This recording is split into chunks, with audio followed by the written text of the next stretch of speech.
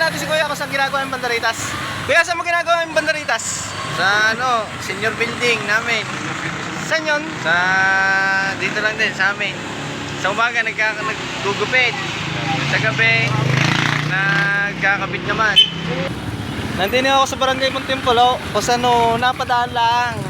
Yan o, kung mapapansin nyo, dahil banderitas, napatigil ako din dahil sa nakita ko rin. At napadaan nga ako dahil doon sa mga nakita ko kanina mga nagkakabit ng banderitas. Aray, papakita ko sa inyo. Dahil nga napansin ko, ang dami akong nagkakabit ng banderitas. Tsaka hindi lang yung napansin ko dito. Napansin ko din na ang dami pala makakainan dito.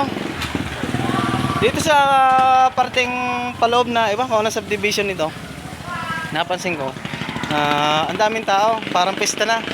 Kasi doon sa mga tabi ng kalsada, meron din mga makakainan, kaya nakakatuwa.